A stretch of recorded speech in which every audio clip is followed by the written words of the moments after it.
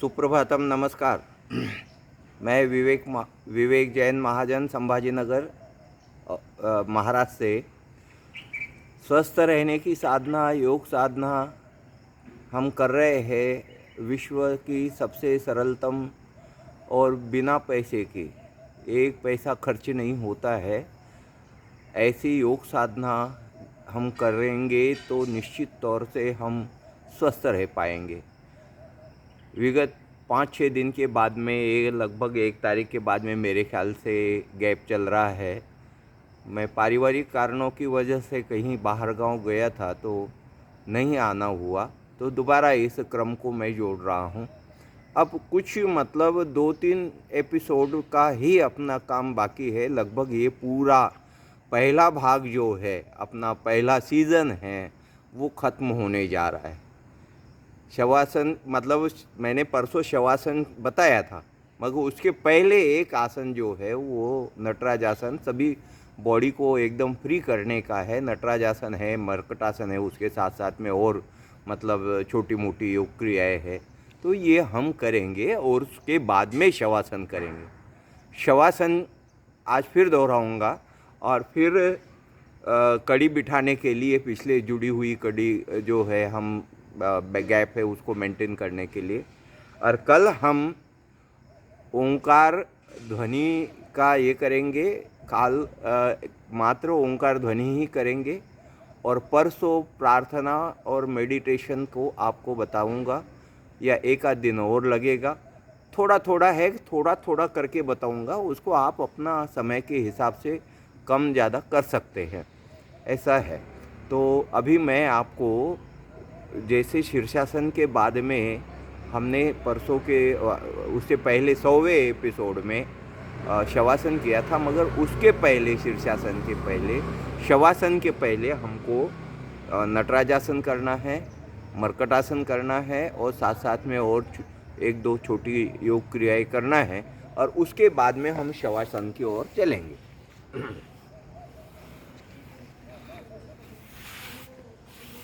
देखिए, दोनों पैर को हम, दोनों हाथ को यूं फैलाएं और वही हमारे यहाँ से सांस छोड़ते हुए, मतलब रेचक लेते हुए, हम इस पैर को यहाँ, देखिए, इस अंगूठे को यहाँ पकड़ना है और हमारी गर्दन इधर रहेगी। धीरे धीरे उनको हम फिर से पूरे पोजीशन में आएंगे। ये नटराज आसन है। फिर धीरे धीरे फिर दोबारा इसी से वो दो क्रियाएं दोहराएंगे।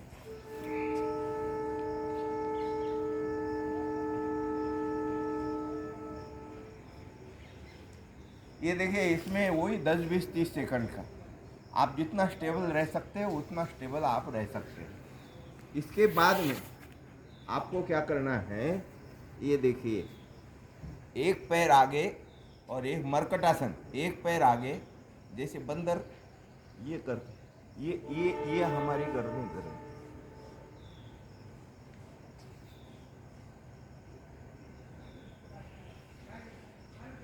वही हम रेचक करते हुए जाएंगे इधर, यहाँ रुकेंगे 10-20-30 सेकंड, फिर धीरे धीरे पूरे पोजीशन में।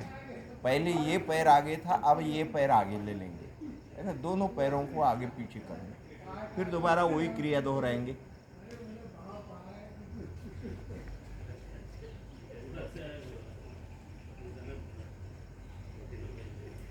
जिस साइड हमारे पैर जा रहे हैं उसके अपोजिट में हमारा सिर जाएगा।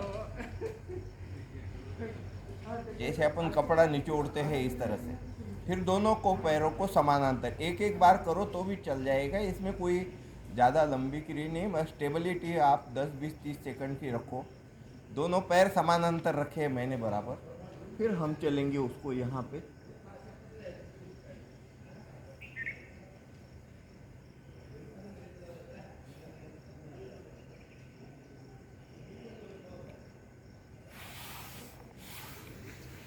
और फिर उसके बाद में ये देखो, इस तो ये है ना हमारे, तो यहाँ पे हमारा गोड़ा है, उसमें फंसाना है, यूँ यूँ आए ना ध्यान में। जैसे ये देखिए, यूँ फंसाया मैंने। अब फिर मेरा ये इधर जाएगा तो ये इधर जाएगा गर्दन। देखिए ये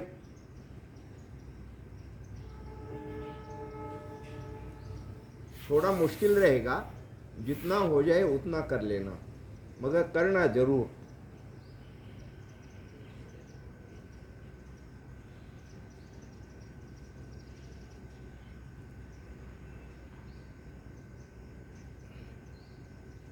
ये घुटना हमारा इधर से टिक जाए।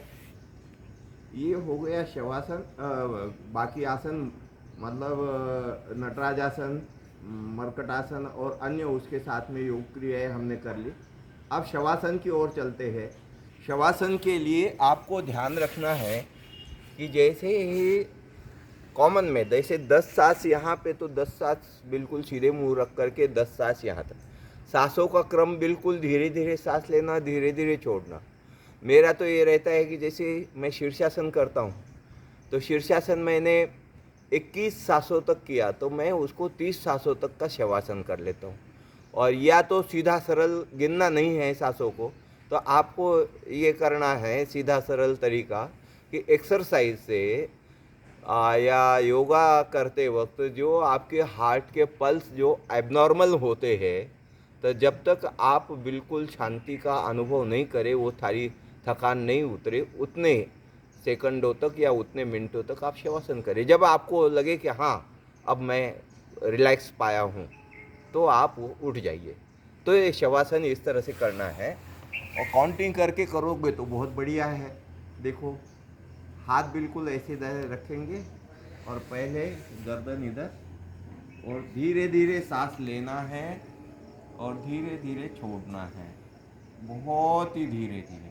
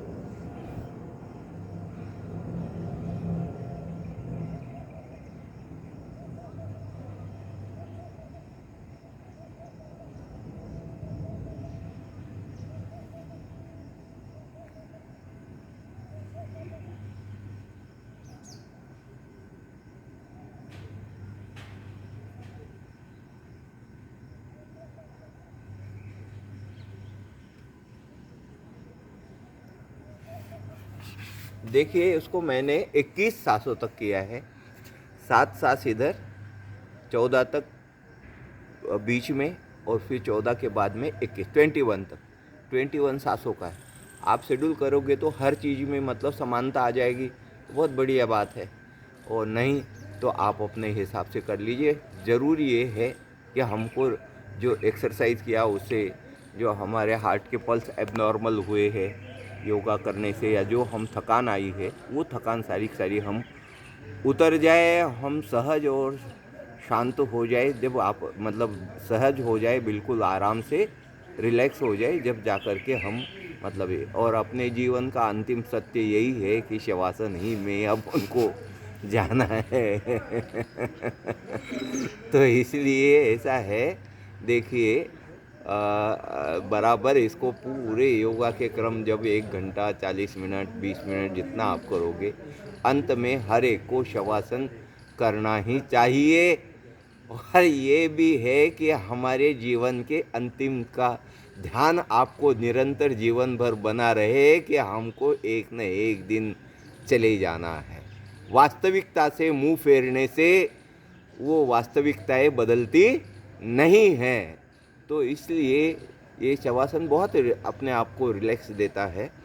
तो इसके बाद में कल हम ओंकार ध्वनि का महत्व बताएंगे, और उसके साथ साथ में ओंकार ध्वनि कैसे करनी चाहिए, उससे फ़ायदा क्या है।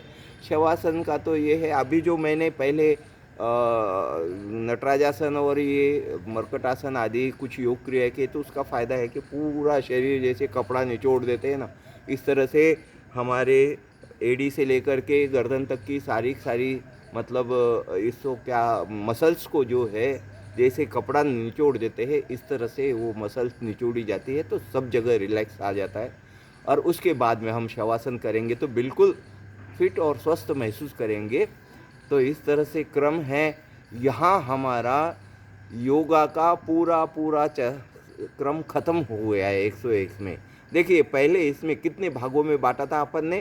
पहला वार्म अप, दूसरा वार्म अप के बाद में बैठे खड़े आसन कुछ वार्म अप के साथ में किए थे, उसके बाद में बैठे आसन किए, उसके साथ मतलब सूक्ष्म योग क्रियाएँ की, सूक्ष्म योग क्रियाओं के साथ साथ में हम प्राणायाम भी किए बीच बीच में कुछ, और उसके बाद में हमने बैठे आसन किए, फिर लेटे आसन सीधे लेट करके किए, फिर उल्टे लेट करके आसन किए, और उसके बाद में अंत में हमने शीर्षासन किया।